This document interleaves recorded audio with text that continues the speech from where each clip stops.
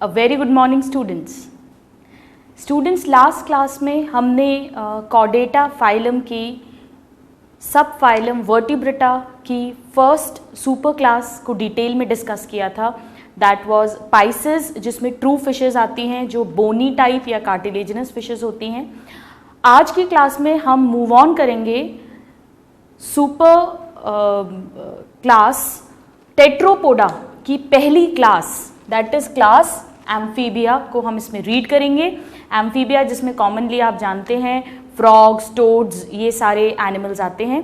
तो आइए हम स्टार्ट करते हैं विथ आवर क्लास एम्फीबिया. सबसे पहले स्टूडेंट्स, एम्फीबिया क्लास जो है ये किस सुपर क्लास को बिलोंग करती है? It belongs to Tetrapoda. Okay, so it belongs to super class Tetrapoda. Tetrapoda आप जानते हैं, tetra means 4, poda means legs. ये ऐसे वर्टिब्रेट्स हैं जिनमें 2 पेयर ऑफ लेग्स और appendages are found. So it belongs to super class Tetrapoda. इस Tetrapoda में स्टूडेंट्स हम लोग 4 क्लासेस को रीड करेंगे डिटेल में: Amphibia, reptiles, birds and mammals. आज की क्लास में हम पढ़ रहे हैं एम्फीबिया. एम्फीबिया नाम क्यों रखा है? एम्फी मतलब होता है बोथ, यानी dual, and bio is life. ये पहले ऐसे कॉर्डेट एनिमल्स थे. अभी तक अगर आपको याद हो, हमने जितने भी कॉर्डेट्स पढ़े, चाहे वो यूरोकॉर्डेट्स हों, सेफेलोकॉर्डेट्स हों जो सारे के सारे मेरीन वाटर में मिलते थे, या वो साइक्लोस्टोमाटा हों जिन्हें हमने जॉलेस वर्टिब्रेट्स कहा था, they are also found in aquatic habitats.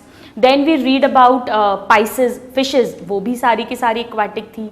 ये पहले ऐसे कॉर्डेट एनिमल्स हैं जो लैंड पे आना जिन्होंने शुरू किया, लेकिन ये पूरी तरह से इंडिपेंडेंटली लैंड पर नहीं रह सकते हैं. इन्हें फर्टिलाइजेशन के लिए तो पानी में वाटर की ज़रूरत पड़ती ही इन्हें पानी में जाना ही पड़ता है. So amphi means both, bio means life, so they can live on land as well as in water, but they will always need water for their external fertilisation process. So this is the main characteristic feature why they are called so. So let us write that they can live in land and on water. On land and in water. That means they can be terrestrial, they can be aquatic, but they always need water for external fertilization.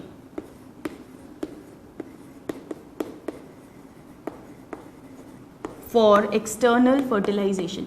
Students, ये point बहुत important है, क्योंकि normally students ये सोचते हैं कि ये ऐसे एनिमल्स हैं जो पानी में और लैंड पे दोनों पे रह लेते हैं. अगर आप ऐसा सोचें तो ऐसे तो मैमल्स में भी वेल्स हैं जो वाटर में मिलती हैं, रेप्टाइल्स में क्रोकोडाइल्स हैं जो वाटर में मिलते हैं, पर हम उन्हें तो एम्फीबिया नहीं कह रहे हैं. एम्फीबिया का मतलब है that yes, they can live on land as well as on water, but they will always need water for their external fertilisation. ये जो अपना एग्स हैं उन्हें वाटर में ही रिलीज करते हैं और वहीं पर मेल गैमीट के साथ उनका फर्टिलाइजेशन होता है. नाउ एम्फीबिया के लिए आप टिपिकली दिमाग में रखिएगा फ्रॉग, मेढक, जो हम सब ने देखा हुआ होगा आई एम श्योर. इनका जो बॉडी होती है वो डिवाइड होती है हेड एंड ट्रंक में. इनमें नेक एब्सेंट होती है. This is very important feature. Neck नहीं होती, इसी कारण से फ्रॉग जो है वो आराम से फुदक पाता है. It can move from one place to another very swiftly. So let us write that their body is divisible into head and trunk. यहाँ इंपॉर्टेंट है कि नेक एब्सेंट होगी. Neck will be absent. So I am writing here that neck absent.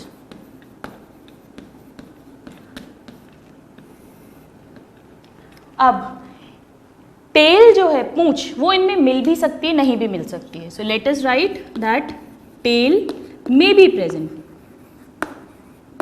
लेकिन neck तो absent होगी ही होगी. ये important है, this is important. Alright, so their body is divisible into head and trunk, neck is absent, tail may be found. Now ये जो animals होते हैं स्टूडेंट्स, ये भी फिशेस की तरह कोल्ड ब्लडेड होते हैं, यानी ये अपने बॉडी के टेम्परेचर को मेंटेन नहीं कर सकते हैं. So they are also cold blooded just like the fishes. Cold blooded animals को हमने पढ़ा था फिशेस में, इन्हें पॉइकिलोथर्मिक भी कहते हैं. Poikilothermic, that is what do we mean by this? They can't regulate body temperature.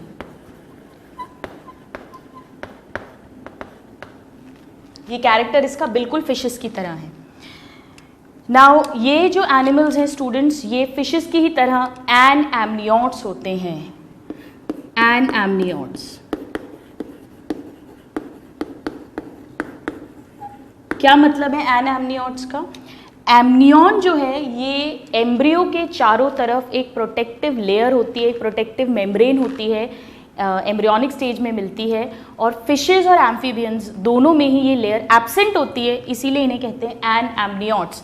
तो आइए इसके ब्रैकेट में लिख देते हैं. एनएमनियोट्स का मतलब है that amnion, and what is amnion? It is an extra embryonic, embryo के चारों तरफ, so extra embryonic membrane, and this is absent. Amnion is not found in fishes as well as in amphibians. अब अगर हम amphibians की skin की बात करें तो अगर आपने कभी मेढक हाथ में लिया हो तो आप उसे आराम से ग्रिप बना पाते हो या वो हाथ से फिसलता है? वो हाथ से फिसलता है क्योंकि इसकी स्किन जो है ये चिकनी होती है, स्मूथ होती है. इनकी स्किन पे बहुत सारे म्यूकस ग्लैंड्स होते हैं जो एक स्टिकी चिपचिपा सब्सटेंस प्रोड्यूस करते हैं, जिससे कि इनकी स्किन मॉइस्ट एंड स्मूथ हो जाती है. तो आइए पहले से लिखते हैं, फिर हम देखेंगे ऐसा क्यों होता है. So skin is moist and smooth. और ऐसा क्यों है? Why it is moist? Due to the presence of many cutaneous, यानी स्किन पे क्या मिलते हैं? Mucus glands. म्यूकस ग्लैंड्स एक चिपचिपा सब्सटेंस सिक्रीट करते हैं. This is important. Mucous glands, ये म्यूकस ग्लैंड्स क्या करते हैं? इनकी स्किन को मॉइस्ट बना देते हैं और इस मॉइस्टनेस के कारण से इनकी स्किन के थ्रू O2 CO2 का एक्सचेंज हो सकता है, यानी कि इन एनिमल्स में स्किन रेस्पिरेशन में हेल्प करती है. So let us write that helps in respiration.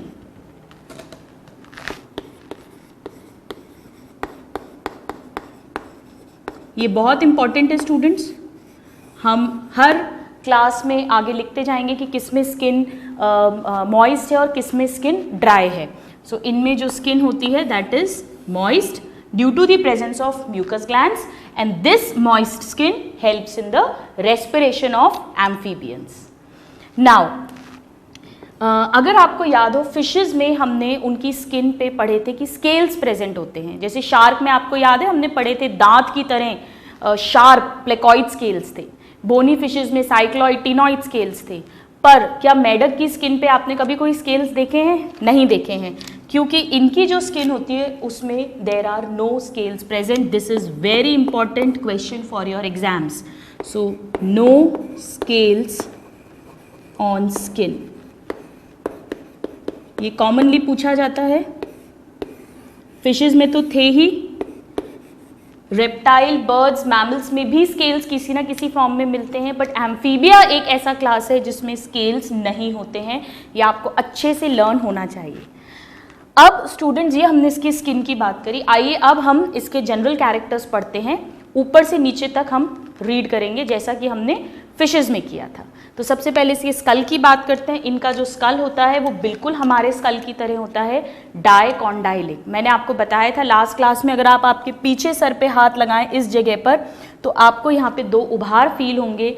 In posterior projections को कॉन्डाइल्स कहते हैं. मैमल्स और एम्फीबियंस इन दोनों में दो कॉन्डाइल्स मिलते हैं. So the skull is dicondylic, जबकि फिशेज में, रेप्टाइल्स में और बर्ड्स में, इन तीनों में ही सिंगल कॉन्डाइल मिलता है। तो हमने फिशेज में लिखा था कि उसका स्कल कैसा होता है, monocondylic.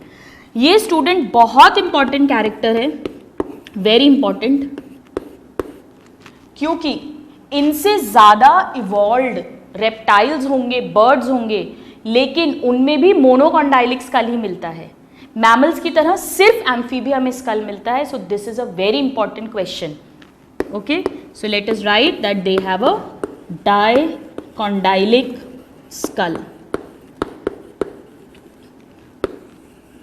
That means they have two posterior condyles. All right. So this is a very unique character. है एम्फीबिया, लेकिन मैमल्स की तरह इसका स्कल है। Now स्कल की बात होगी, अब इसकी ब्रेन से ही रिलेटेड एक और स्ट्रक्चर की बात कर लेते हैं कि इसमें क्रेनियल नर्व्स कितनी मिलती हैं। बिल्कुल फिशेस की तरह इनमें भी 10 पेयर क्रेनियल नर्व्स मिलती हैं। So they have 10 pair cranial nerves. Now हमने हेड की बात हो गई, स्कल हो गया, क्रेनियल नर्व्स हो गए। अब हम थोड़ा सा नीचे आते हैं, नीचे आएंगे तो अब हम इसकी आईज की बात करते हैं। इसकी जो आईज हैं इनमें आईलिड्स मिलने लग जाती हैं, जो कि फिशेस में एब्सेंट थी। यहाँ पर आईलिड्स बन गई हैं। So let us write that now eyelids present. अब हम बात करते हैं और नीचे आते हैं इनके ईयर्स की। इस तरह से आप इसे लर्न करें सारे पॉइंट्स को टॉप टू बॉटम, ताकि आप कोई पॉइंट भूलें नहीं। तो आइए अब इनके ईयर्स की बात करते हैं।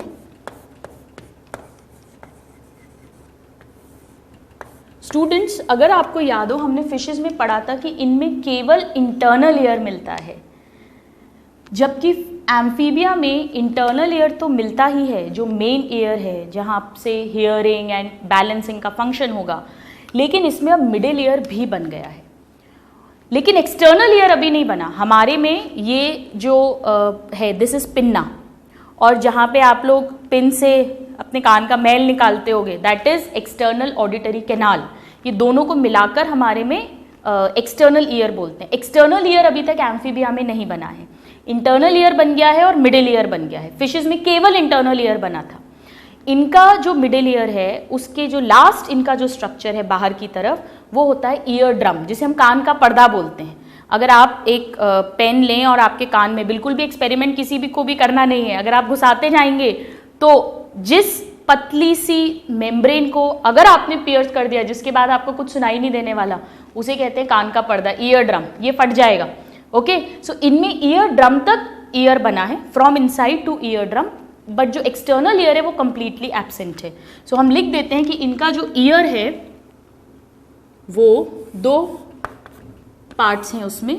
ओके, इट हैज, एक तो इसमें इंटरनल ईयर है फिशेस की तरह, और इसमें मिडिल ईयर भी बन गया है। So they have middle ear up to eardrum, और ईयर ड्रम को कहते हैं टिम्पैनम। सो टिम्पैनम और tympanic membrane, this is eardrum. Alright, but external ear is absent. तो मैं यहां लिख देती हूं एक्सटर्नल ईयर एब्सेंट। ठीक है, तो इसमें एक तो इंटरनल ईयर मिला हमें, और एक इसमें मिडिल ईयर बन गया है अप टू टिम्पैनिक मेम्ब्रेन। अब हमारा जो ईयर होता है स्टूडेंट्स, उसमें जो मिडिल ईयर है उसमें 3 बोन्स मिलती हैं, जबकि एम्फीबिया में इस मिडिल ईयर कैविटी के अंदर एक सिंगल बोन मिलती है। बिल्कुल एम्फीबिया की तरह सेम ईयर रेप्टाइल्स में भी मिलेगा, जिसे हम नेक्स्ट क्लास में दोबारा से सेम यही चीज़ को लिखेंगे। तो आइए इसमें लिख देते हैं दैट मिडिल ईयर कैविटी, जिसे टिम्पैनिक कैविटी भी कहते हैं, मिडिल ईयर कैविटी हैज़, ये क्वेश्चन पूछते हैं, सिंगल ईयर बोन, सिंगल हमारे में 3 होती है मैमल्स में, और बोन को स्टूडेंट्स ऑसिकल भी कहते हैं। So they have a single ear ossicle और बोन, जिसे कहते हैं कॉल्ड, ये आपको अच्छे से लर्न होना चाहिए, called columella orris. Orris column जैसी है, सो कॉल्यूमेला, और ऑरिस वर्ड इसकी स्पेलिंग करेक्ट लिखिएगा, ये ORIS नहीं है, ये AU है। और ऑरोलॉजी जो वर्ड है ये ईयर से रिलेटेड वर्ड है, called columella orris. So this is an important question. Same ऐसा ही ईयर रेप्टाइल्स में मिलेगा और बर्ड्स में भी ये कॉल्यूमेला ऑरिस मिलती है। Alright, so their ear has internal ear and middle ear, and in middle ear cavity a single ear ossicle is found which is called columella oris. all right, तो हमने इसका school पढ़ा, cranial nerves पढ़ी, eyes में eyelids, years. अब हम आते हैं इसके हार्ट पे। हार्ट की अगर हम इसकी बात करें तो इसके हार्ट में 3 चेम्बर्स होते हैं। फिशेस में हमने पढ़ा था 2 चेम्बर्स, एक एट्रिया एक वेंट्रिकल, इसमें बन गए हैं 3 चेम्बर्स। सो हार्ट कैसा है? Heart is 3 chambered. That means there will be 2 auricles plus 1 ventricle. All right, कैसा हार्ट होगा?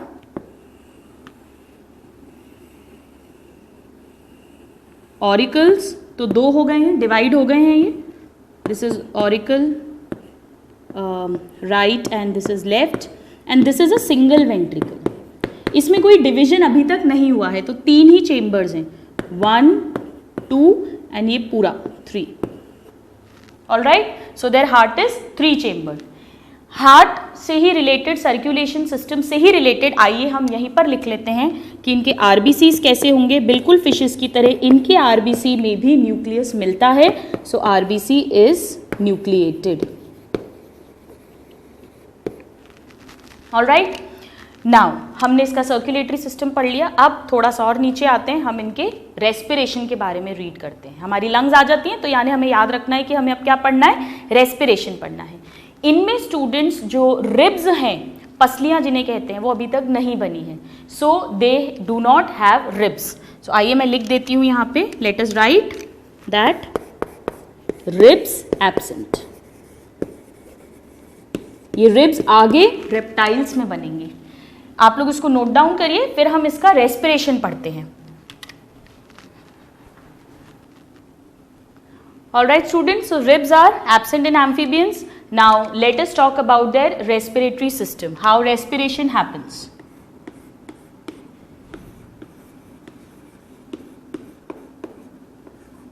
Respiration. स्टूडेंट्स, इसका रेस्पिरेशन जो है ये बहुत इंटरेस्टिंग है और बहुत इम्पॉर्टेंट है, क्योंकि जो इनका लार्वा होता है, जैसे फ्रॉग के लार्वा को हम टैडपोल कहते हैं, इन एम्फीबियंस का लार्वा जो होता है वो टोटली 100% एक्वाटिक होता है, वो केवल वाटर में रहता है। क्योंकि वो वाटर में रहता है तो वो बिल्कुल फिशेस की तरह रेस्पिरेशन करेगा, यानी कि गिल्स के थ्रू। प्लस जो हमने अभी देखा था, इनकी स्किन मॉइस्ट है, तो स्किन के थ्रू भी रेस्पिरेशन करता है। सो आइए हम यहाँ पर लिख देते हैं इसमें ए, लार्वा। लार्वा में किस तरह से रेस्पिरेशन होगा। एंड कुछ टेल्ड एम्फीबियंस होते हैं, हम अभी रीड करेंगे, जिसमें सैलेमेंडर्स आते हैं।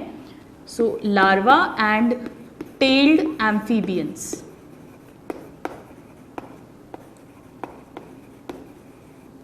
इनमें जो रेस्पिरेशन है वो होता है by gills and moist skin.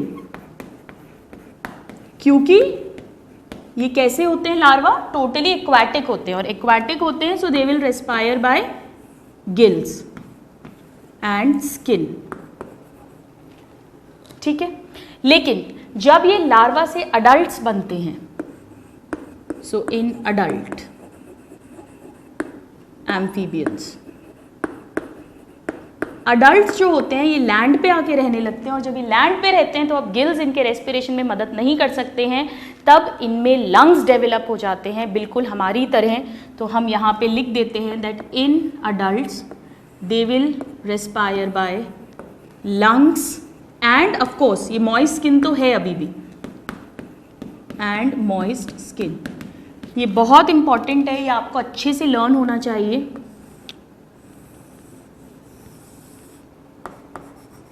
यानी अब अगर कोई पूछे कि एम्फीबिया में, अगर जनरल क्वेश्चन आए कि एम्फीबिया में रेस्पिरेशन किस तरह से हो सकता है, by what modes can amphibians respire, so they can respire by gills, by moist skin और बाय लंग्स, तीनों ही। लेकिन अगर क्वेश्चन में पर्टिकुलरली लार्वा की बात करें तो गिल्स एंड स्किन, अडल्ट्स की बात करें तो lungs and skin. Okay, so this is about the respiration. अब हमने सर्कुलेटरी सिस्टम पढ़ लिया, हमने रेस्पिरेटरी सिस्टम पढ़ लिया। अब थोड़ा सा और नीचे आते हैं, अपन किडनीज की बात करते हैं। फिशेस जो थी स्टूडेंट्स, अगर आपको याद हो, फिशेस की किडनी को हमने मीसोनेफ्रिक किडनी कहा था। इसी तरह से जो एम्फीबियंस हैं इनकी किडनी भी बिल्कुल फिशेस की तरह मीसोनेफ्रिक होती है। So they have mesonephric kidneys, mesonephric kidneys. Alright, अब इनके एक्सक्रीटरी प्रोडक्ट की अगर हम बात करें, एक्सक्रीटरी प्रोडक्ट ये बहुत इंपॉर्टेंट है, रेस्पिरेशन का पॉइंट भी बहुत इंपॉर्टेंट था, और जो एक्सक्रीटरी प्रोडक्ट है इस पे भी बहुत क्वेश्चंस पूछे जाते हैं। This is also very important. क्यों इंपॉर्टेंट है? फिर से वही बात है, अगर वो लार्वा है, एक्वाटिक है, तो वो अमोनिया एक्सक्रीट आउट करेगा, और अगर वो लैंड पे अडल्ट्स हैं तो वो हमारी तरह यूरिया एक्सक्रीट आउट करेंगे। तो आइए इसको भी हम दो उसमें डिवाइड कर देते हैं। ओके, लार्वा अगर है या टेल्ड एम्फीबियंस हैं, जैसे सैलेमेंडर्स, टेल्ड एम्फीबियंस, तो क्योंकि ये एक्वाटिक है they will produce the excretory product ammonia, ammonia.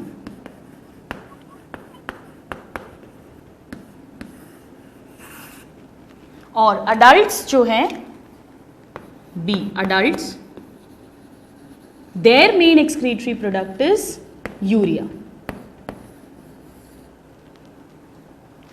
Students इस पॉइंट पर भी बहुत क्वेश्चन पूछते हैं। अगर वो पर्टिकुलरली पूछेंगे कि लार्वा या टैडपोल ऑफ फ्रॉग का एक्सक्रीटरी प्रोडक्ट क्या है, तो हमारा आंसर होगा अमोनिया। अगर वो पूछें अडल्ट फ्रॉग या adult amphibia, so our answer will be urea. लेकिन अगर क्वेश्चन आए excretory product of amphibia are ammonia, urea, both, तो हमारा आंसर होगा both. This is a very very important point which you must keep in mind for your pre medical entrance exams. Now excretory system के बारे में कुछ और points पढ़ते हैं। Mesonephric kidney, then excretory product हमने पढ़ लिया है। अब इनमें भी फिशेस की तरह क्लोएका प्रेजेंट होता है, क्लोएका प्रेजेंट। स्टूडेंट्स आपको याद है हमने कार्टिलेजिनस फिशेस शार्क में पढ़ा था कि इनमें क्लोएका मिलता है। क्लोएका का मतलब होता है एक ऐसा पोस्टीरियर चेम्बर जिसमें गैमीट्स, फीसेस एंड यूरिन तीनों की ओपनिंग्स आकर खुलती हैं, और फिर ये चेम्बर बाहर के एनवायरनमेंट से एक सिंगल ओपनिंग के थ्रू ओपन होता है। बहुत सिंपल है, आप किसी भी एनिमल को उल्टा कर दो और उल्टा करके देख लो उसमें कितने छेद मिल रहे हैं। अगर उसमें एक छेद मिल रहा है तो इसका मतलब क्लोएका प्रेजेंट है। Okay, so they have cloaca present in them. Now this was about the excretory system के मेन पॉइंट्स। एक्सक्रीशन के बाद हम इसके रिप्रोडक्शन पर आते हैं।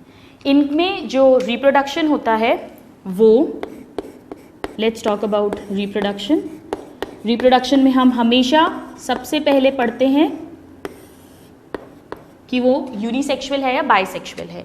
ये तो बहुत एडवांस हो गए हैं, अब हम तो टेट्रापोडा वर्टिब्रेट्स पे आ गए हैं, तो अब सारे के सारे क्या मिलेंगे आगे भी, और फिशेस भी क्या थी, सब के सब देवर ऑल यूनिसेक्सुअल। और यूनिसेक्सुअल से हमारा क्या मतलब होता है स्टूडेंट्स, कि इनमें male sex and female sex organs will be found in different individuals. So they are also unisexual. Now, let us talk about the type of fertilization.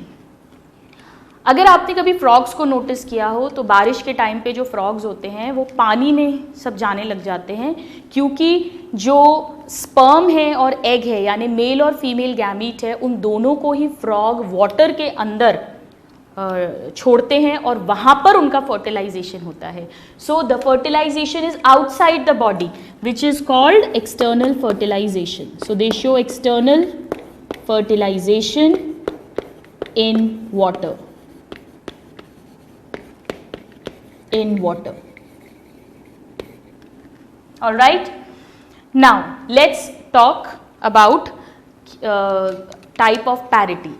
ये अंडे देते हैं, so they are oviparous. They are oviparous. Now let's talk about the type of development. इनमें students हम अभी इतनी देर से बात कर रहे हैं, हमने हर जगह लार्वा की बात करी है. लार्वा मतलब डेवलपमेंट कैसा होगा? Indirect development. So they show indirect development. Indirect development. Indirect development का मतलब इनमें लार्वल स्टेजेस मिलेंगी. आपको 2 लार्वा के नाम इस क्लास में अच्छे से लर्न होने चाहिए. एक तो हम जानते हैं फ्रॉग का लार्वा जिसे टैडपोल कहते हैं. So I am writing here tadpole larva of frog.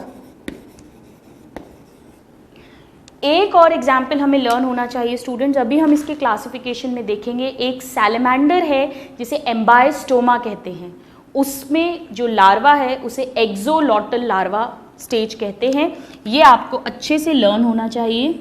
So axolotl larva of Ambystoma. Ambystoma, this is a salamander. ये क्यों इंपॉर्टेंट है स्टूडेंट्स? ये क्यों हमें इतना अच्छे से मैं इसको फोकस कर रही हूँ बार बार इन दोनों को? क्योंकि जब एक्सक्रीटरी प्रोडक्ट या रेस्पिरेशन से रिलेटेड क्वेश्चन आता है तो कई बार लार्वा ना लिखकर वो बोल देंगे कि excretory product in tadpole of frog is, या रेस्पिरेशन इन एक्सोलॉटल इज. तो आपको पता होना चाहिए कि ये दोनों लार्वल स्टेजेस हैं, और जब ये लार्वल स्टेजेस हैं तो इनमें एक्सक्रीटरी प्रोडक्ट अमोनिया हो जाएगा और इनमें respiration gills and moist skin से होगा. So this should be kept in mind. This point is very important. आप इसे अच्छे से नोट करें, उसके बाद हम इसके कुछ और कैरेक्टर्स एंड इसका क्लासिफिकेशन को रीड करेंगे. So now students, let's see another very interesting character of this class.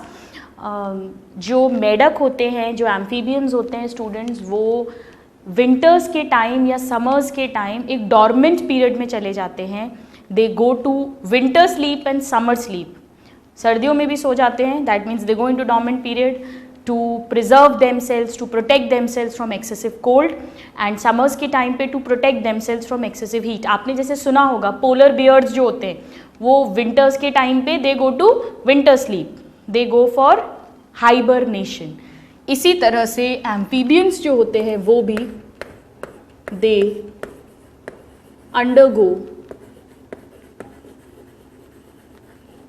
undergo winter sleep. Winter sleep. And what is this winter sleep called? It is called hibernation. To protect themselves from excessive cold. And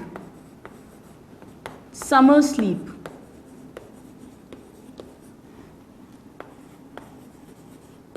और इस summer sleep को कहते हैं students aestivation.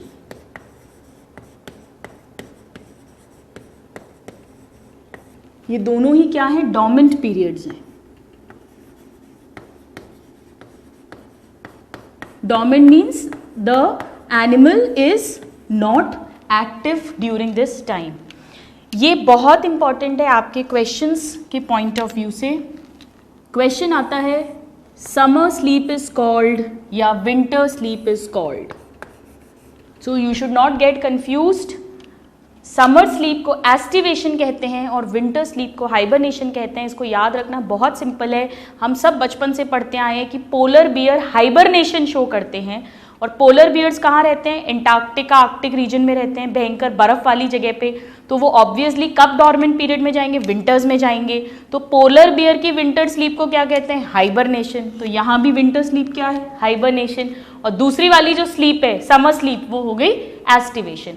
But these two terms are very important. इस पर direct question पूछा जाता है दो तरह से. या तो ऐसे पूछेंगे विंटर स्लीप इज, या hibernation is winter sleep, summer sleep, autumn sleep, spring sleep. So these two terms should be learned by heart.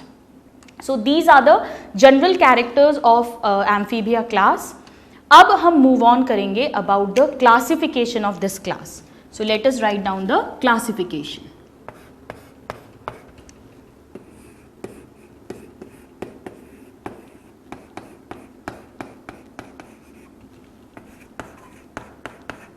Classification of amphibians.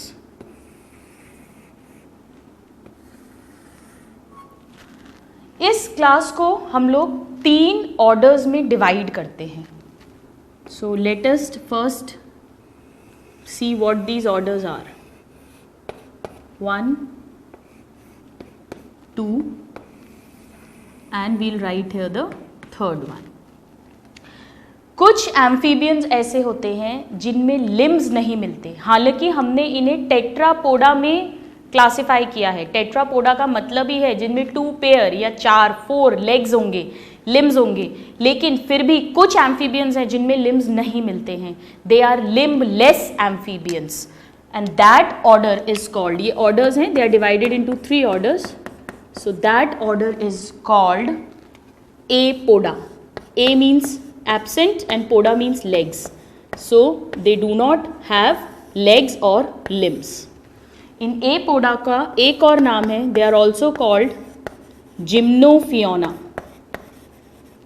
They are also known as gymnophiona.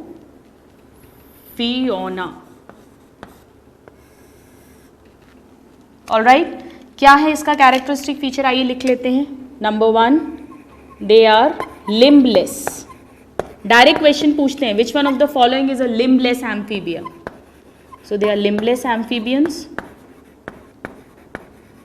Then हमने students अभी read किया था कि amphibians की skin पे scale नहीं मिलते, लेकिन ये एक ऐसा ऑर्डर है जिनमें scales are present. So scales present, इस पे भी बहुत क्वेश्चन आता है. बाकी किसी दोनों ऑर्डर्स में स्केल्स नहीं मिलेंगे.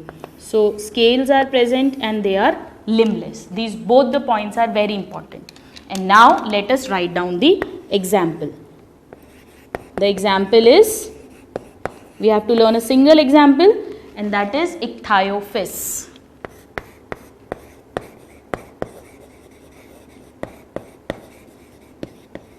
Ichthyophis. Alright. So the first order is order Apoda, also called Gymnophiona. They have scales, they are limbless and the example is Ichthyophis. Now let's move on to the second order. Second order जो है students, इनमें limbs तो मिलते हैं, इन दोनों में ही limbs मिलेंगे second and third order में, लेकिन इनमें पूंछ भी मिलती है, टेल भी मिलती है. सो इन्हें कहते हैं, इस ऑर्डर को कहते हैं यूरोडेला. आपको याद है जब हमने यूरो कॉर्डेटा पढ़ा था तो मैंने आपको बताया था कि कॉर्डा वर्ड या यूरो वर्ड का मतलब होता है टेल. इनमें टेल मिलेगी. So this order is called Urodela और कॉर्डेटा. यहाँ स्पेलिंग से ध्यान दीजिएगा, ये कॉर्डेटा नहीं है फाइलम, कॉर्डेटा. कॉर्डा वर्ड का मतलब होता है tail. So this is the second order. कैसे होंगे ये? They will be tailed. So let us write down, they are tailed amphibians. यही टेल्ड एम्फीबियंस है स्टूडेंट्स जिसके बारे में अभी हमने थोड़ी देर पहले पढ़ा था कि लार्वा की तरह ये भी गिल से रेस्पिरेशन करेंगे और ये अमोनिया का एक्सक्रीशन करेंगे. सो दे आर टेल्ड एम्फीबियंस. इनमें स्टूडेंट्स जो लेग्स होते हैं, जो लिम्स होते हैं, 2 पेयर होते हैं, टेट्रापोडा है 4 पैर होते हैं, लेकिन वो सारे के सारे बिल्कुल इक्वल साइज के होते हैं. So let us write that 2 pair limbs of equal size, बिल्कुल सेम होते हैं, इक्वल साइज के. इनमें जो एग्जाम्पल है इनमें आते हैं, it includes salamander, includes salamanders.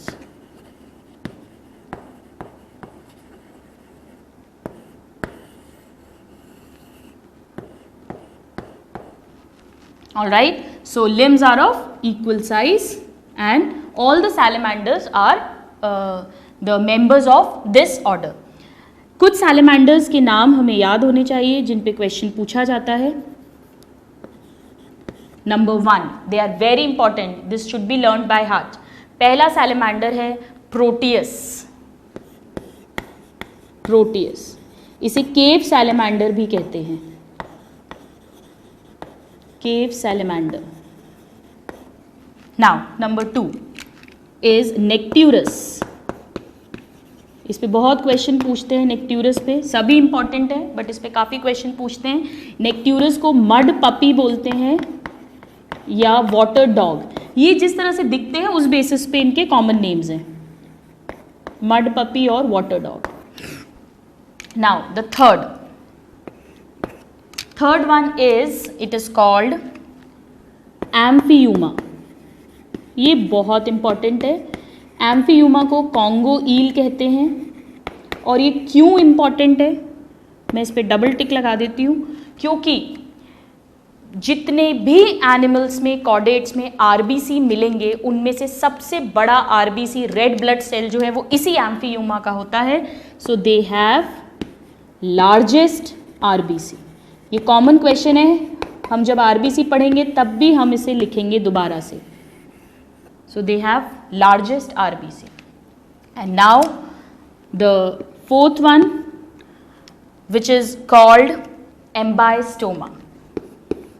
अभी आपको याद है जब हमने लार्वल स्टेजेस लिखी थी तो वहाँ मैंने एम्बाइस्टोमा लिखा था.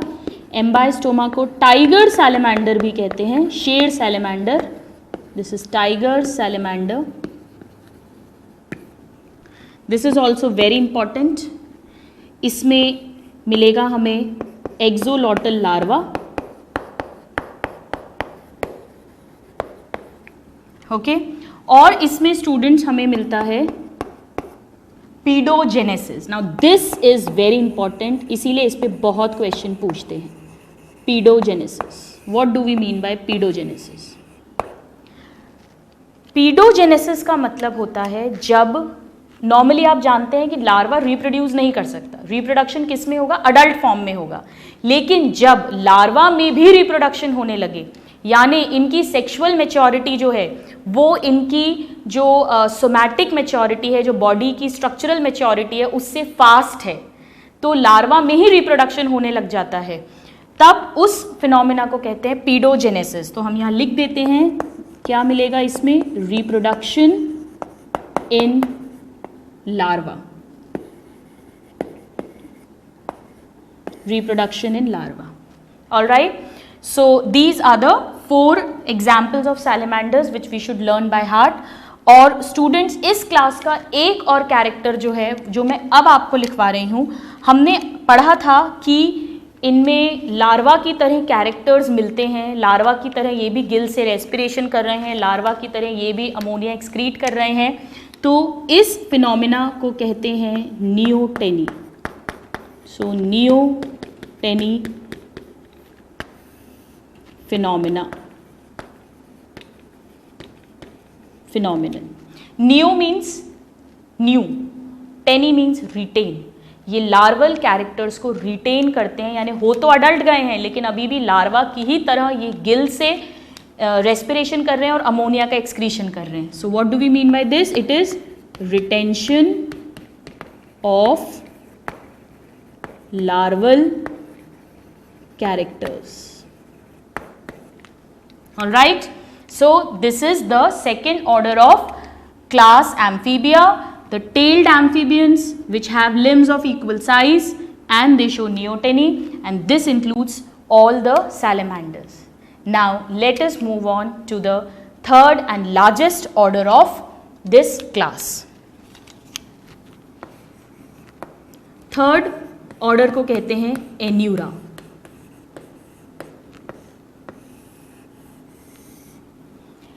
एन्यूरा जो है इनमें टेल नहीं मिलेगी, लिम्स तो है लेकिन टेल नहीं मिलेगी. तो यहां हम पहला पॉइंट लिख देते हैं that they are tailless amphibians. आपको याद आ रहा है कोई एम्फीबियन स्टूडेंट? बिल्कुल, हमारा फ्रॉग वो इसी ऑर्डर में आएगा. देन नेक्स्ट पॉइंट, इनमें भी 2 पेयर लिम्स हैं, लेकिन अगर आपने फ्रॉग में नोट किया हो तो जो पीछे वाला पैर होते हैं वो फ्रंट यानी आगे के पैर से 4 लिम्ब से ज़्यादा स्ट्रॉन्ग होते हैं और ज़्यादा लंबे होते हैं. इसीलिए फ्रॉग जो है वो हॉप कर पाता है because of the stronger and longer hind limbs. So they also have 2 pair of limbs with, now this is important, वहां पे चारों लिम्स इक्वल साइज के थे, बट यहां पे hind limbs stronger and longer, या इक्वल साइज के नहीं है. All right, so this is the main character of Anura. Anura जो है इसमें आएंगे, this includes frogs and toads. Toad students बिल्कुल फ्रॉग की ही तरह दिखते हैं, लेकिन एक मेजर डिफरेंस होता है कि जो टोड्स होते हैं, फ्रॉग जो है उनमें से केवल 1% फ्रॉग्स ऐसे हैं जो पॉइजनस हैं, बाकी otherwise they are non poisonous. But toads जो होते हैं दे आर ऑल पॉइजनस. बिल्कुल फ्रॉग की तरह ही दिखते हैं. टोड्स को अगर आप लैब में कोई एक्सपेरिमेंट के लिए यूज़ कर रहे हैं तो जैसे ही आप उसके साथ जो भी एक्सपेरिमेंट कर रहे हैं उसके बाद you have to wash your hands properly, क्योंकि उनका जो हेड होता है उसमें पॉइजनस ग्लैंड्स होते हैं और वो पॉइजनस अगर आपके हैंड्स पे लग गया then it may even cause death. All right, so यहाँ पर हम टोड्स में लिख देते हैं that they have poisonous glands, poisonous glands. और ये जो पॉइजनस ग्लैंड्स हैं ये एक्चुअली क्या होते हैं? ये पैरोटिड ग्लैंड्स होते हैं, पैरोटिड ग्लैंड्स. पैरोटिड ग्लैंड्स जो है ये एक प्रकार का सलाइवरी ग्लैंड होता है. All right, so they have poisonous glands, जबकि फ्रॉग जो है ये hardly 1% frogs are poisonous. So the order Anura includes frogs and toads.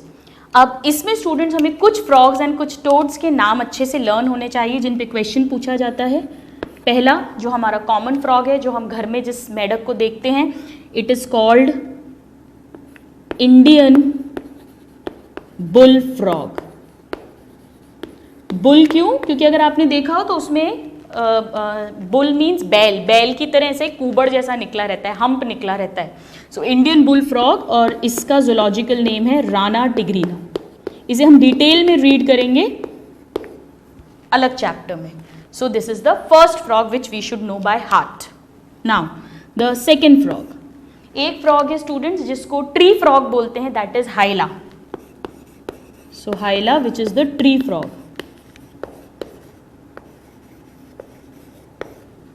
And third one which you should know is the flying frog, that is Rhacophorus. Rhacophorus. This is the flying frog. ऐसा नहीं है ये birds की तरह fly करता है, but हाँ ये काफ़ी लंबी लीप लेता है, इसीलिए इसको फ्लाइंग फ्रॉग बोलते हैं. So Rana tigrina, Hyla and Rhacophorus, these are the 3 common frogs which we should know. Now let's talk about the toads. 2 toads के नाम हमें पता होने चाहिए. एक जो कॉमन टोड है जिसे कहते हैं ब्यूफो, दोनों पे ही क्वेश्चंस आते हैं. Bufo, this is common toad. And then there is another toad which is called Alitis. इसे हम लोग midwife toad बोलते हैं, midwife toad. इसमें जो मेल होता है वो एग्स की ब्रीडिंग करता है, इसलिए midwife toads. So these are the classes of these are the orders of class Amphibia. Apoda, limbless, scales present. Ichthyophis. Urodela, tailed amphibians, limbs equal size, shows neoteny and includes salamanders. Third, Anura, they are tailless and limbs are not of equal size, hind limbs are longer and stronger, and they include frogs and toads. This is a very important classification students. आप इसे note down करें, उसके बाद हम trick learn करेंगे ताकि हम ये सारे एग्जाम्पल्स को अच्छे से लर्न कर सकें. Please note it down. Alright students, now let's learn the trick to learn all the important examples of class Amphibia. हमारी ट्रिक है सपना, और सपना के टैब पे फेमस हीरो सबसे हिट रणवीर एंड रणवीर की जनरल इन्फॉर्मेशन है. सो सपना के टैब पे famous hero Ranveer and Ranbir की जनरल इन्फॉर्मेशन है. आइए देखते हैं इस ट्रिक से हमें कैसे लर्न करना है. सबसे पहले हम बात करते हैं सैलेमेंडर्स की. सो S स्टैंड्स फॉर सैलेमेंडर्स. सैलेमेंडर्स में हमने 4 एग्जाम्पल्स लर्न किए हैं. फर्स्ट इज एम्फियूमा जिसका लार्जेस्ट RBC है. P is for Proteus that is cave salamander. N is for Necturus that is mud puppy और water dog. And this is Ambystoma जिसमें paedogenesis मिलता है या जिसका एक्सोलॉटल लार्वा होता है. सो यहाँ पर स्टूडेंट्स हमने ये बात करी है एक्चुअली ऑर्डर यूरोडेला की, जो टेल्ड एम्फीबियंस थे. Alright, now let's decode tab. Tab में हम लर्न कर रहे हैं टोड्स को.